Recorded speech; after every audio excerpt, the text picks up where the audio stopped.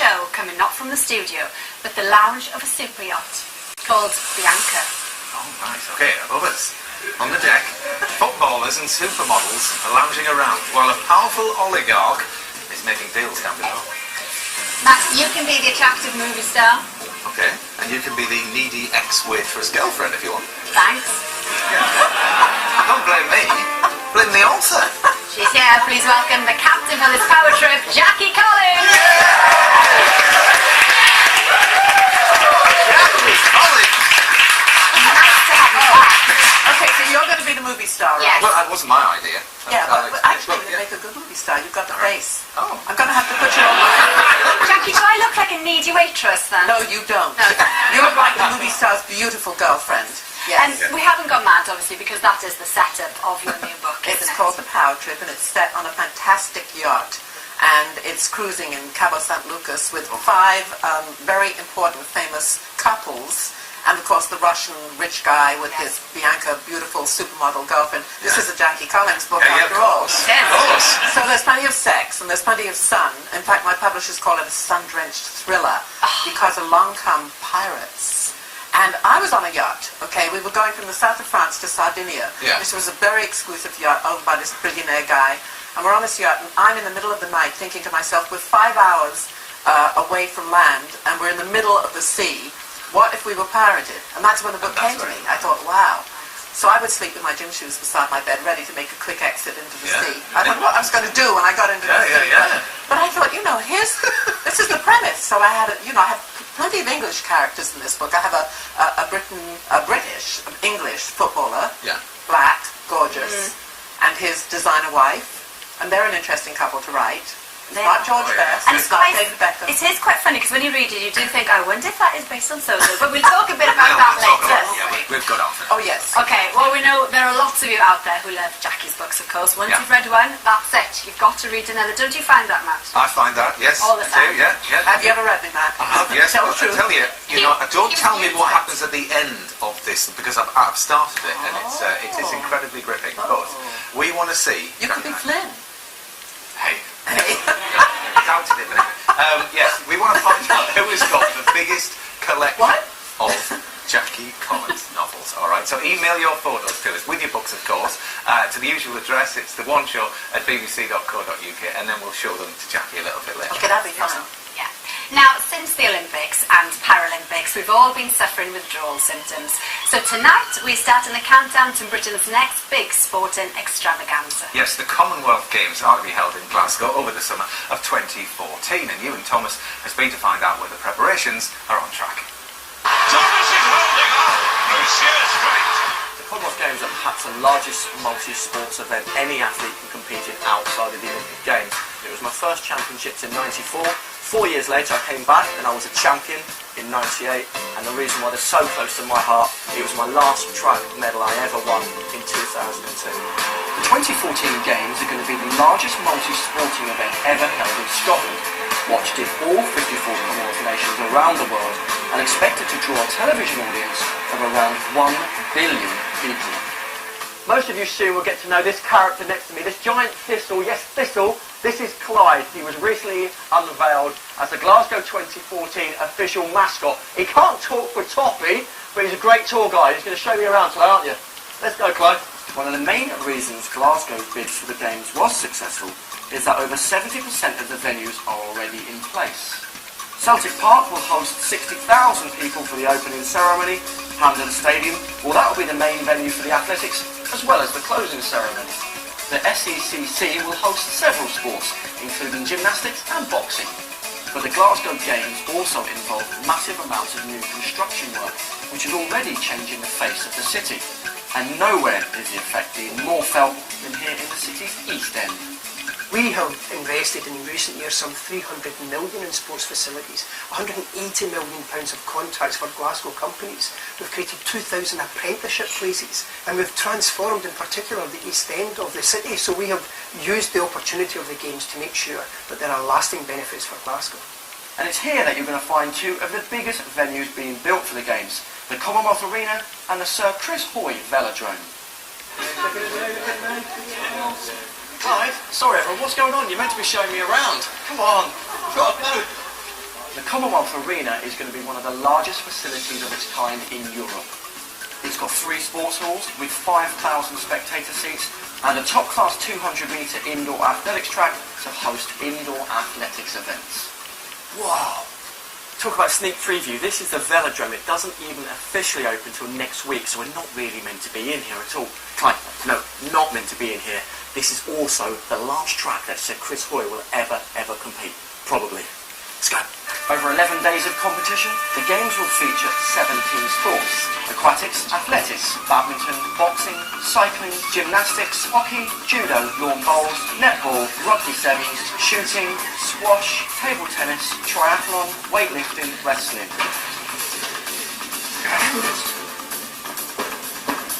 And if the athletes do get a bit worn out, like old poor Clyde here, this is where they can rest those muscles. Following the games, the athletes' village will be further developed to become 1,400 homes, as well as a care home for 120 residents. Of course, one of the key successes of the London Games was the enthusiasm of the volunteers. Oh, I know him. Rona, you were a volunteer in London. I take it you immensely enjoyed that. Unbelievable experience. It was the best 10 days of my life, without a shadow of a doubt. Did that give you a taste of what it could be like for Glasgow? I mean, how is the process going at the moment to get volunteers? Well, it's been fantastic to see the enthusiasm on the back of London. We've got a pre-games volunteering programme called the Frontrunners Programme already set up, and we've had 40,000 registrations for 400 roles within that. People really just want to get involved and be part of it, which is absolutely fantastic for us. And also Glasgow is, in my opinion, the friendliest city in the world, and it would just be amazing to see these 15,000 volunteers make the games happen. Yeah, we'll talk about the Commonwealth Games first, and then we might move on to that in a little while. Ewan, welcome. It was amazing what Rona was saying there, that 40,000 people have already applied to be volunteers. I mean, those brilliant games makers have started something, haven't they? They made London so great, they really did, and I think the success of London is just following through to Glasgow. Like I said, 40,000, there's only 15,000 places available, but register now. You can register online, go to our website, we'll give you all the details there for Glasgow for 2014. And is that the same for tickets as well? Same for tickets. There's going to be there's going to be a million tickets. You can't get them until August next year, but you can already now at this early stage register an interest. So it's going to be so popular. Yes. Yeah. Well, Clyde was doing a very good job of showing all the different sports there. But it's right, isn't it? The country who hosts the games gets to choose which sports. And Scotland, they've slipped up a little bit because they haven't included tennis. I know. You have 10 core sports, and then you're allowed to choose 7. Yeah. In 2006, when they bid for it, they bid for obscure sports, thinking, oh, we like that, we'll try it. But they didn't go for tennis. At the time, Andy Murray was good. But he wasn't great. I mean, Andy Murray, the great Scottish, he's the best in the world at the moment. So he's going to be watching at home. Yeah. Not happy. No. Furious. Yeah. And the Paralympics are an amazing success, of course. So how are the Commonwealth Games going to deal then with disability sports? It's brilliant because with the Olympics and the Paralympics, they're separate organisations. They're going to run alongside each other. Come Commonwealth Games. So there's going to be 5 para sports. Yeah. So the likelihood is you'll see Usain Bolt tearing the track up in 100 metres. 5 minutes later, you'll have Johnny Peacock and Oscar Pistorius in the T44 racing on the same track. So it's good for the fans. Everyone's going to see everyone in harmony. And it's right. It's about time that happened. Yeah, brilliant for those who get tickets, isn't it? Absolutely. Now, Jackie, you've already given us roles in your book. Is there room for a blonde, muscly sprinter? Well, I think definitely this one, yeah. Brilliant, thank you, Iwan. And you'll be able to see all the 2014 Commonwealth Games action right here on BBC. Ewan is now going red. It's almost as red as his trousers. Now, Jackie, your sister Joan was, of course, in the 1957 film Wayward Bus. Yes. And we've got a lovely still of her and Jane Mansfield here. Wow. Glamorous ladies together. Yeah, very glamorous. Yeah, very nice. Yes. But what people may not know is that one of Jane's last appearances was here in the UK, at a rather strange venue in Giles reports on a buxom blonde behind bars. In her lifetime, she came to epitomise bombshell. Years before. Just weeks later, Jane Mansfield, back in America, was to have her life tragically cut short. The last of the blonde bombshells. How much longer do you think you can be a sex symbol? For any time. And 45 years on, nowhere is that more true than here in West Yorkshire. Never have we seen Giles so excited as in that film, which is a very sad story. It is a very sad story. And he was saying that his sister's still very famous in America. Her daughter Her daughter is that's right. extremely famous in America. Mariska Hargitay. She's on Law and Order. She's won an Emmy. And I'm sure that Jane would be incredibly proud of her. I never met Jane, but I've met Mariska, and she's a fantastic. She's very dark-haired, very beautiful, very kind of, almost Russian-looking. But she's a big star in America, and I'm sure that, Jane would be so thrilled. She always wanted to be a big star. She never was because of Marilyn Monroe. Now, of course, all the people that you meet in your life, Jackie, I mean, do you try and sort of weave them into your books? I know you said at the top that your experience... Well, I know in the Power Trip, people are going to be playing the guessing game, because there is a 50-something movie star with a young 20-something girlfriend who never wants, he never wants to get married. They're all going to say... Well, I'm not going to say what they're going to say. And then there's, of course, the footballer, which I talked about before. Then there's the cheating politician. Is there any other kind?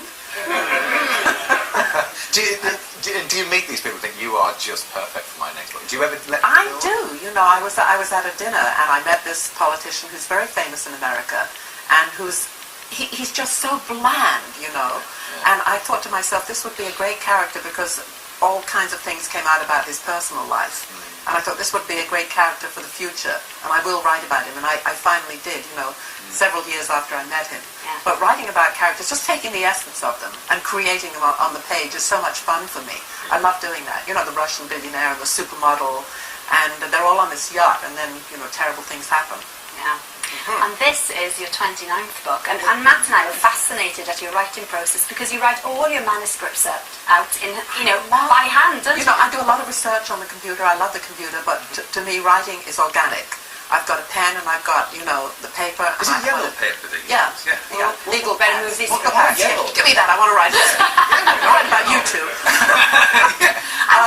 That's really fun to do, and I would encourage any writer to do that because somehow it's different than doing it on the computer. Somehow the characters, I don't know what's going to happen from page to page. People say to me, I pick up your book and I don't know what's going to happen next because I don't know what's going to happen next when I'm writing it. Yeah, and the music then you choose, depending on the scene, if it's quite an erotic scene, you might have R. Kelly, is that right? I love R. Kelly for a bit of erotica. Yes, very good. Or maybe a Brazilian samba. For a party, yes. Right. What about if it's a sad occasion then in the book? Then I'll use some kind of sad music, and the book has its own website now. It's called The Power Trip Book.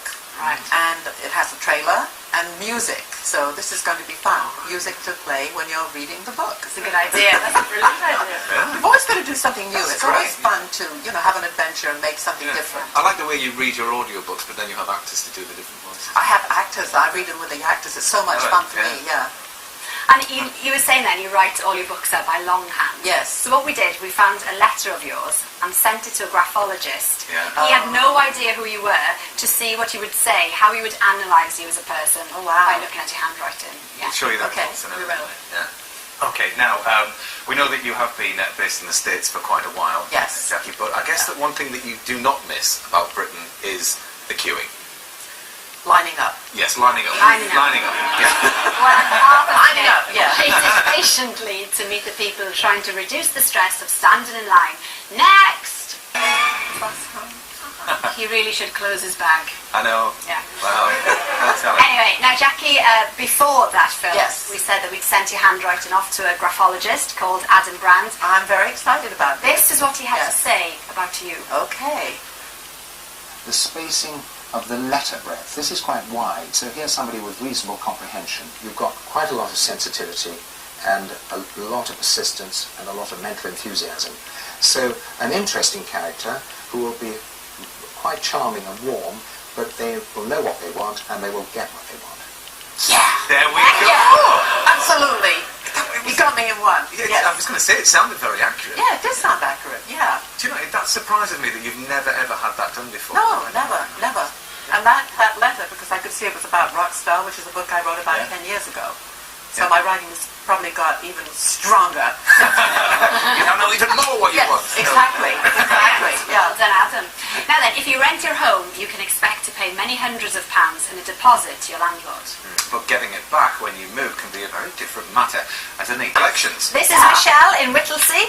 This is Jane Buttons from Southend-on-Sea, and just very quickly, can you say hello to Andy? He's got read all of your books, he collects them, he has both the hardback and the paperbacks. Andy, you're a good man. I love you. Yeah. We'll see you tomorrow with Lee Mack.